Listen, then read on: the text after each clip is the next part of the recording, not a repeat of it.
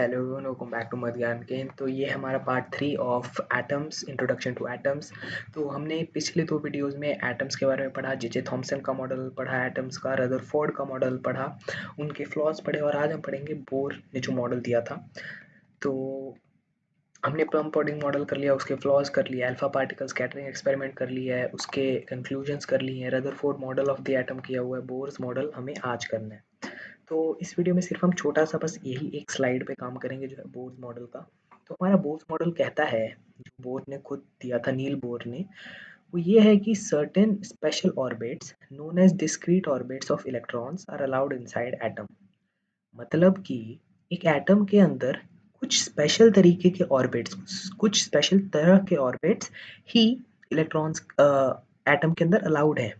और इन ऑर्बिट्स में electrons, orbit मतलब शेल हो गया, शेल मतलब जैसे ये जो आपको सर्कल दिख रहे हैं ना, 1 एंड 2 एंड 3 एंड जो इनके नाम है, यही ऑर्बिट्स हैं। और ये आपके बीच में क्या है, न्यूक्लियस है। तो न्यूक्लियस के ऑर्बिट जो है उनके जो सर्कल्स में है, ये है ऑर्बिट्स, डिस्क्रीट ऑर्बिट्स। और एक एटम के अंदर यही स्पेशल तरीके के ऑर्बिट्स अलाउड हैं और इन्हीं ऑर्बिट्स में इलेक्ट्रॉन्स मूव करते हैं। और ये आपका है इलेक्ट्रॉन, ये न्यूक्लियस, ये हो गया आपका ऑर्बिट, और ऑर्बिट में घूमते हैं आपके इलेक्ट्रॉन्स। ठीक है। अब दूसरा उन्होंने बोला, while revolving in discrete orbits electrons do not radiate energy. तो आपको अगर याद होगा पिछले वीडियो में जो हमने रदरफोर्ड का मॉडल पढ़ा था, उनका यही इसी चीज में फ्लो फ्लॉ आया था। उन्होंने बस लिखा electrons revolve around the nucleus in the circular paths, जिसके कारण उनका ये जो थ्योरी है गलत हो गया, क्योंकि अगर वो बस रिवॉल्व करेगा तो एनर्जी लूज करेगा, एनर्जी रेडिएट करेगा ड्यू टू एक्सेलरेशन, जिससे वो एट द एंड न्यूक्लियस में जाके फ्यूज हो जाएगा और एटम की स्टेबिलिटी नहीं रहेगी।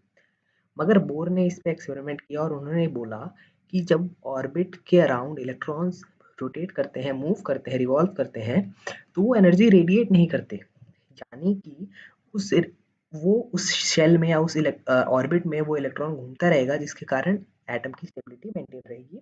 और हम बोर का ही मॉडल सबसे एक्यूरेट रहा है अब जितने भी हमने पढ़े हैं, और हम आज भी नील बोर का ही मॉडल ऑफ एटम यूज करते हैं। तो अब आते हैं इन शेल्स के बारे में, क्योंकि मेन अब इनके जो पढ़ना है हमें वो शेल्स के बारे में है। तो ये जो शेल्स हैं या ऑर्बिट्स हैं, इन्हें हम एनर्जी लेवल्स भी कहते हैं। ये जो आपके शेल्स हैं, इन्हें हम ऑर्बिट या फिर एनर्जी लेवल्स भी कहते हैं। अब हम क्यों कहते हैं ऑर्बिट या एनर्जी लेवल्स, क्योंकि जैसे ये जो आपको पहला दिख रहा है 1n, इसमें जितने इलेक्ट्रॉन्स इस 1n की कैपेसिटी में एनर्जी रहेंगे वो इस ऑर्बिट में घूमेंगे, उस और सेकंड n में 2n वाले रहेंगे और थर्ड वाले में 3n वाले रहेंगे।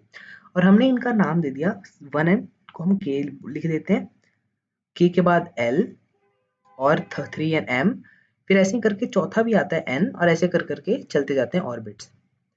ठीक है। के एल एम एन जो मेन 4 ही होते हैं आपके सिलेबस में, जो 9th की एनसीईआरटी के हिसाब से 4 ही बताई गई है, के एल एम एन। और यही 4 होते हैं आपके ऑर्बिट लेवल्स या एनर्जी लेवल्स।